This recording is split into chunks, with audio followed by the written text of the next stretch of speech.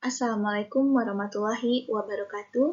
Perkenalkan, nama saya Puput Amaliah dengan NIM 2020-31009 dari kelas B, jurusan Teknik Informatika.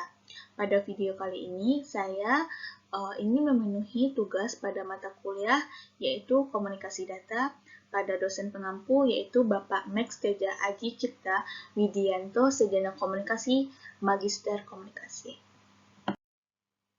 Nah, di sini saya akan membahas materi tentang transmisi nirkabel atau tanpa kabel.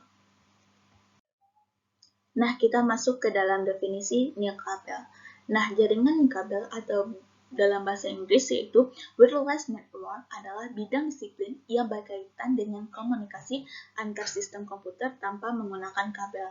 Nah, jaringan kabel ini sering dipakai untuk jaringan komputer baik pada yang jarak yang dekat atau beberapa meter memakai alat atau pemancar Bluetooth maupun pada jarak jauh atau lewat satelit. Nah, dalam bidang ini erat hubungannya dengan bidang telekomunikasi, teknologi informasi, dan teknik komputer. Nah, ada 3 macam yaitu 2 GHz to 40 GHz. Dikenal sebagai gelombang mikro, menghasilkan gelombang searah atau direksional. Yang ketiga itu sesuai untuk transmisi point to point. Yang keempat itu digunakan untuk pada komunikasi satelit. Yang selanjutnya itu ada 30 MHz to 1 GHz.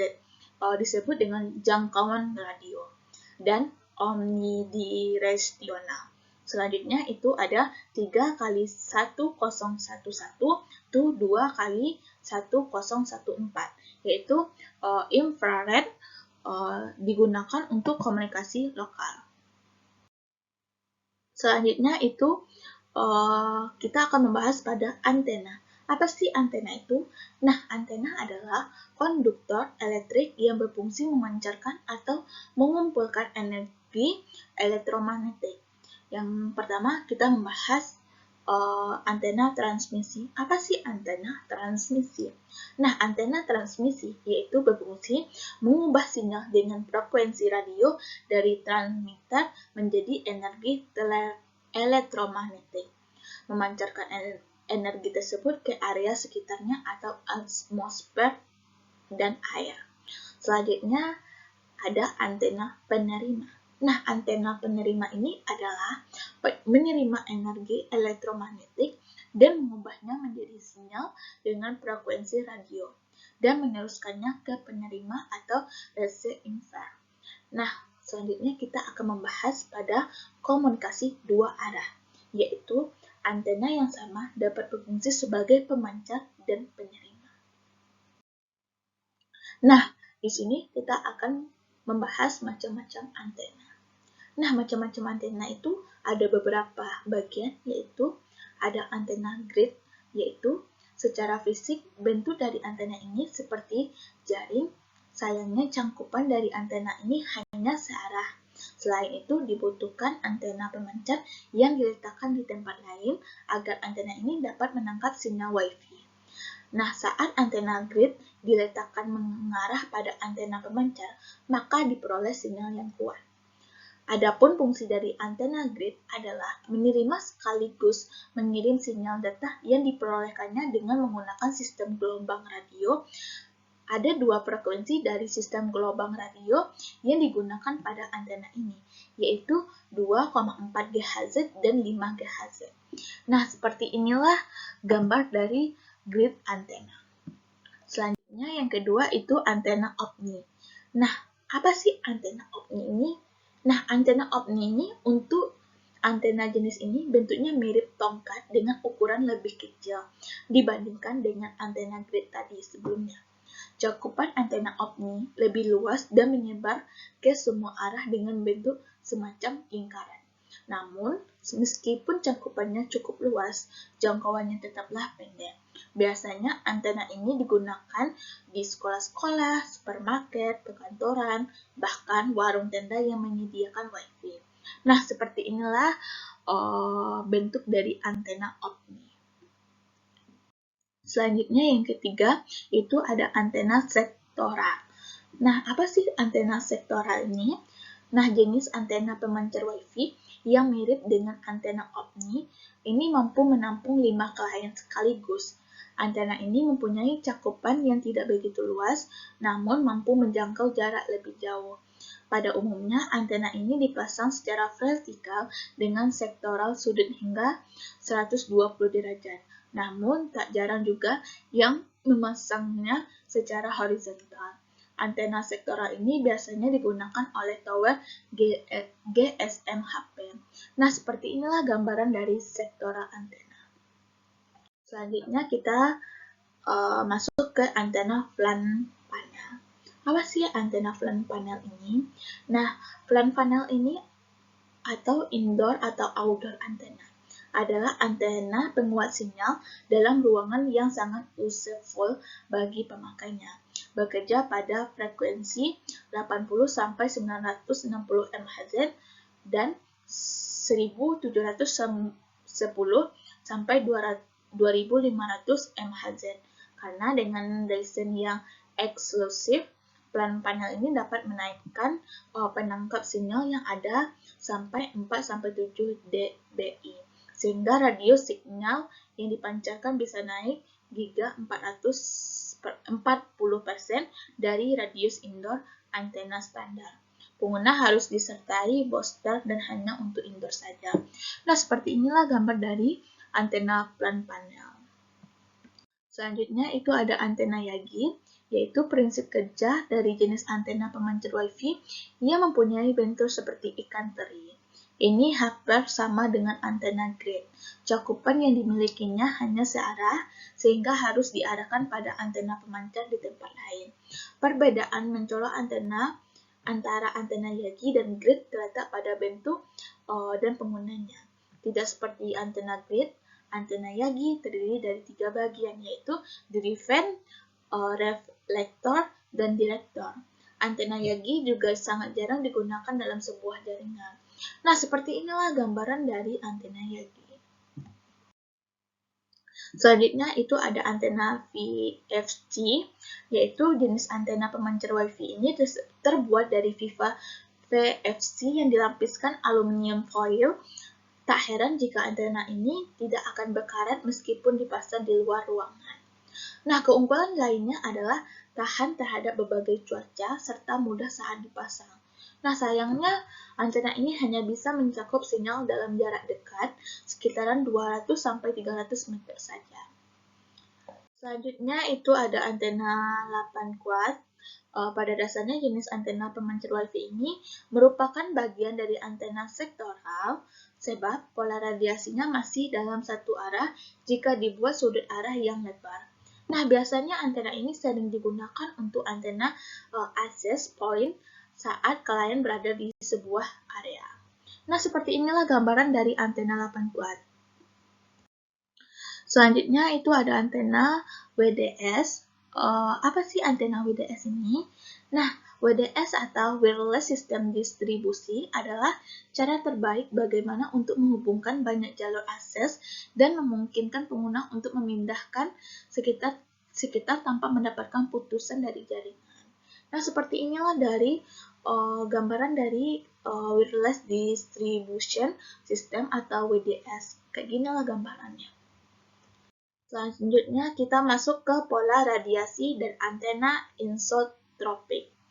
Nah, sebuah antena akan memancarkan energi ke segala arah, tetapi dengan kekuatan yang tidak sama ke segala arah. Representasi grafis dalam koordinat ruang yang menunjukkan penyebaran sinyal yang dipancarkan oleh suatu antena dikenal sebagai pola radiasi. Antena isotropik adalah antena atau ideal yang meradiasikan sinyal ke segala arah dengan energi yang sama. Pola radiasi yang dihasilkan berupa bulatan dengan antena di tengahnya. Seperti inilah gambaran dari pola radiasi dan antena isotropik. Selanjutnya kita masuk ke gelombang mikro. Yang pertama kita akan membahas gelombang mikro terestrial, yaitu digunakan untuk telekomunikasi jarak jauh sebagai alternatif dari kabel koaksial dan serat optik. memerlukan lebih sedikit area peter, tetapi memerlukan transmisi garis pandang atau length of sync, menggunakan piringan parabola untuk memfokuskan sinyal yang dikirimkan ke antena penerima. Parabola biasa diletakkan di lokasi yang lebih tinggi. Nah, beroperasi pada rentang frekuensi 1-40 GHz. Sumber utama gangguan dari atenuasi dan interferensi yaitu interferensi. Nah, seperti inilah gambaran dari gelombang mikro terenstrial. Selanjutnya kita masuk ke gelombang mikro satelit. Nah, satelit merupakan stasiun relay menerima sinyal pada suatu frekuensi, memperkuat dan mengulang sinyal yang diterima lalu memancarkan dengan frekuensi yang berbeda. Contoh oblik 5.925 sampai 6.425 GHz dan duplik 3.7 sampai 4.2 GHz memerlukan orbit geostationary ketinggian 35,784 km antar satelit berjarak 3-4 derajat. Nah, penggunaannya yaitu televisi, telepon jarak jauh, jaringan bisnis, pribadi, atau GPS. Selanjutnya kita masuk, masih di gelombang mikrosatelit yang tadi, rentang frekuensi terbaik untuk transmisi satelit adalah 1-10 GHz. Nah, seperti inilah gambaran dari gelombang mikrosatelit. Nah, selanjutnya kita masuk ke broadcast radio. Nah, radio adalah istilah umum untuk mencakup frekuensi pada rentang 3 GHz sampai 300 GHz dan broadcast radio digunakan untuk mencakup frekuensi VHF dan sebagian UHF. Nah, broadcast radio berada pada frekuensi 30 MHz sampai 1 GHz. Nah, biasa digunakan untuk radio FM, TV ultra high frequency atau UHF, and very high frequency atau VHF. Bersifat omnidirectional, memerlukan length of sync. Sumber utama kerusakan sinyal gelombang radio disebabkan interferensi multijalur antar antena karena pemantau sinyal oleh permukaan bumi, air, dan berbagai objek lainnya. Nah, selanjutnya kita masuk ke dalam radio. Yang pertama kita akan membahas sinyal radio atau AM. Sinyal AM merupakan salah satu bentuk modulasi di mana sinyal informasi digabungkan dengan sinyal pembawa atau carrier berdasarkan perubahan amplitudenya. Bentuk dari modulasi di mana amplitudo sinyal pembawa divariasikan secara proporsional berdasarkan sinyal pemodulasi atau sinyal informasi. Nah, frekuensi sinyal pembawa tetap konstan. Nah, biasanya amplitudo sinyal informasi mempengaruhi biasanya amplitudo dari carrier, tanpa mempengaruhi biasanya frekuensi sinyal pembawa. Parameter sinyal yang mengalami perubahan adalah amplitudenya. Amplitudo sinyal pembawa berubah-ubah sesuai dengan perubahan amplitudo sinyal informasi.